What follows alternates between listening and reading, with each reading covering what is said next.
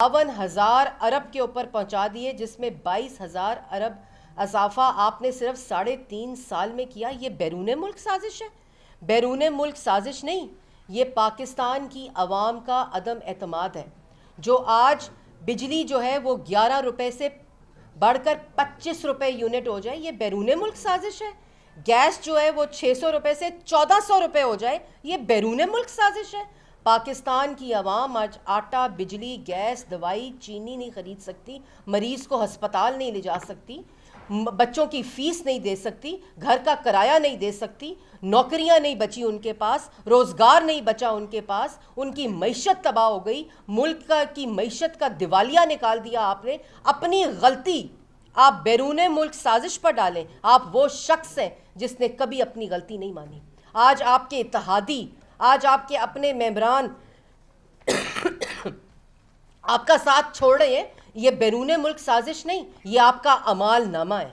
ये आपने 3.5 साल जो पाकिस्तान की आवाम को जिस महंगाई की क़यामत में और चक्की में पीस रहे हैं, ये उनका अदम एतमाद है आपके ऊपर। ये कोई बैरून मुल्क साजिश नहीं है। बैरून मुल्क साजिश हुई थी, बिल्कुल हुई थी, 2008 से लेकर 2013 तक हुई थी, जिसमें मुल्क के अंदर आपने 26 फॉरेन फंडिंग के खुफिया अकाउंट्स के जरिए बैरून मुल्क पैसे मंगाकर मनी लॉन्डर कर कर अपने दफ्तर के मुलाजमीन के नाम के ऊपर आपने जो पैसे मंगाए फॉरेन फंडिंग के जरिए, वो बैरून मुल्क साजिश इस मुल्क के खिलाफ हुई थी जब आपको मुल्क के ऊपर मुसल्लत किया गया था। आज बैरून मुल्क साजिश नहीं हो रही, आज पाकिस्तान की आवाम आप पर अदम एतमाद कर रही है। मैंने जैसे पहले कहा कि बैरून मुल्क ममालिक को ऐसे शख्स से ख़तरा नहीं होता जो जर्मनी और जापान का बॉर्डर मिला देता है आपस में। उनसे कोई ख़तरा नहीं होता ऐसी ज़हनी हालत के शख्स को। और जो कहे कि मैं जितना मगरिब को जानता हूँ उतना मगरिब वाले मगरिब को नहीं जानते, ऐसे शख्स के से बैरून मुल्क कोई मुल्क इंटरेस्टेड नहीं होता ऐसे शख्स को हटाने में। और वहाँ जंग छिड़ी हुई है यूक्रेन और अमेरिका के दरमियान इंटरनेशनली। आपका मतलब है कि अमेरिका का सदर जो है वो इस वक्त तमाम काम छोड़कर कह रहा है कि बुज़दार और इमरान खान को कैसे हटाना है।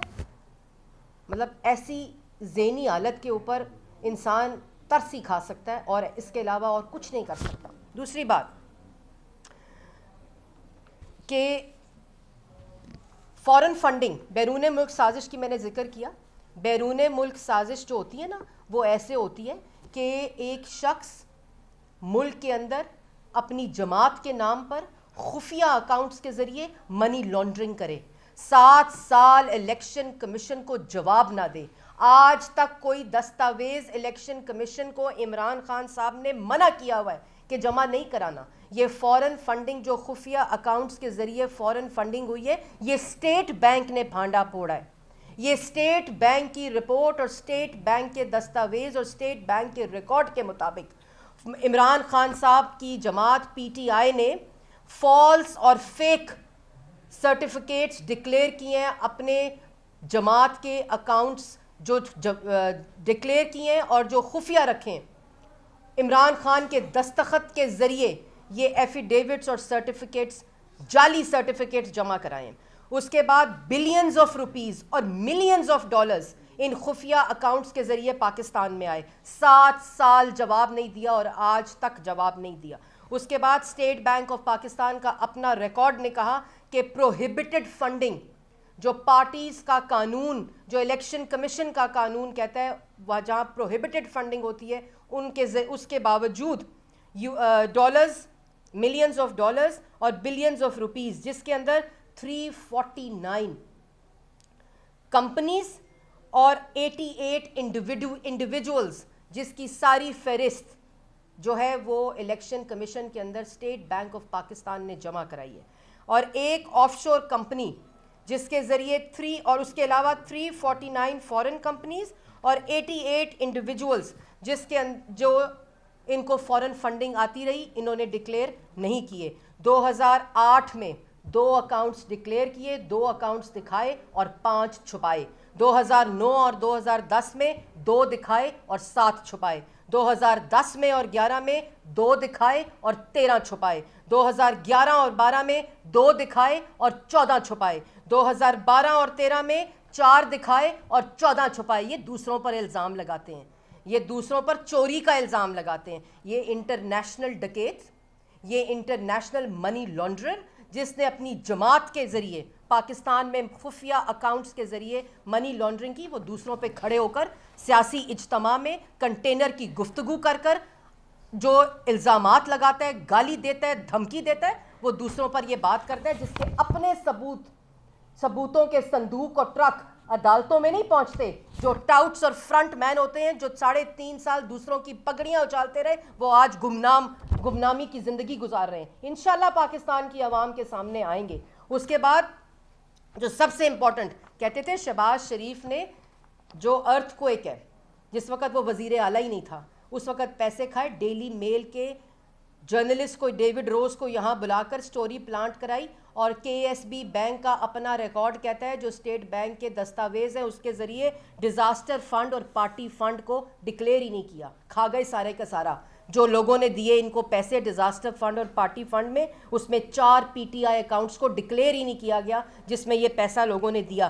جتنی ریمیٹنسز آئیں پاکستان سے باہر سے, ان کو کنسیل کر کے ان کو ڈکلیئر ہی پاکستان جو الیکشن کمیشن ہے وہ ان کو ڈکلیئر نہیں کیا گیا. Denmark, Germany, U A E, Switzerland, Sweden, Singapore, New Zealand, Hong Kong, Finland, Austria, Saudi Arabia, Norway, Australia اور نیوزی لینڈ سے پیسے آئے. یہ تھی بیرون ملک سازش پاکستان کے خلاف جو آپ نے کی خفیہ فنڈز کے ذریعے.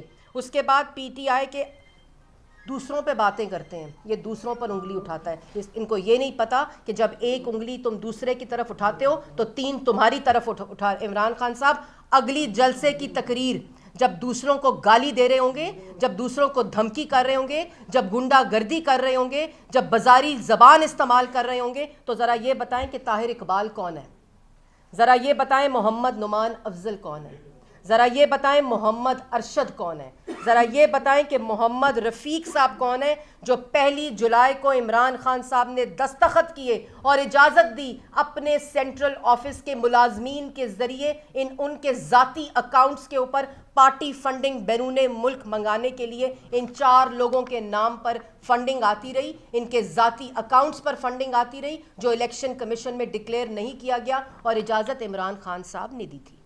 بتائیں وہ کہ یہ جو 4 نام ہیں, ان کے نام ذاتی اکاؤنٹس پہ فنڈنگ کہاں سے آتی رہی. ان ممالک کے جو میں نے آپ کو نام بتائے, طاہر اقبال صاحب کون ہیں, محمد نعمان افضل صاحب عمران خان صاحب کون ہیں, اور محمد ارشد اور محمد رفیق, یہ کون سے چپڑاسی ہیں جن کے ذریعے فورن فنڈنگ آتی رہی ان کے ذاتی اکاؤنٹس میں, جو آپ کے اکاؤنٹس میں جاتی رہی, آپ کے ذاتی اکاؤنٹس میں جاتی رہی, منی لانڈرنگ ہوتی رہی, خفیہ فنڈنگ آتی رہی, جو الیکشن کمیشن میں ڈکلیئر آپ نے نہیں کی. یہ تھی بیرون ملک سازش. بیرون ملک سازش کی بات کرتے ہیں. اس کے بعد پی ٹی آئی کے اپنے آفیسز, جو بیرون ملک آفیسز تھے, جس میں P T I America, P T I Canada, P T I Australia, P T I U K, P T I Finland, P T I Norway, P T I New Zealand, یہ ان کے اپنے accounts تھے party کے جن کی funding کو declare election commission میں نہیں کیا گیا. اور اس کے بعد بات کرتے ہیں کہ بیرون ملک سازش ہو رہی ہے میرے خلاف. آپ کے خلاف پاکستان کی عوام نے عدم اعتماد کیا ہے, آپ کے اپنے ایلائز عدم اعتماد کر رہے ہیں, آپ کے اپنے اتحادی, آپ کے اپنے ممبران عدم اعتماد کر رہے ہیں, کیونکہ جب عوام جو ہے وہ جب آٹا خریدتی ہے نا, آج 85 روپے کا, جو 100 روپے بھی خریدا ہے, جب خریدتی ہے نا چینی 120 روپے کلو, اور جب خریدتی ہے گھی 450 روپے کا, پیٹرول خریدتی ہے 160 روپے کا, جب ڈیزل خریدتی ہے 150 روپے کا, اور جب کرسی ہلنے لگتی ہے تو پیٹرول کی قیمت 12 روپے بڑھا کے 10 روپے سستی کر دیتے ہو, جیب خالی ہے. آج تک اس 10 روپے کا ریلیف پاکستان کی عوام کو نہیں مل سکا. جب کرسی کی ٹانگیں ہلنے لگتی ہیں, اقتدار جانے لگتا ہے, اس ڈر اور خوف سے کہتے ہو بیرون ملک سازش ہے. سازش وہ ہے جو تم نے پاکستان کی عوام کے خلاف کی ہے.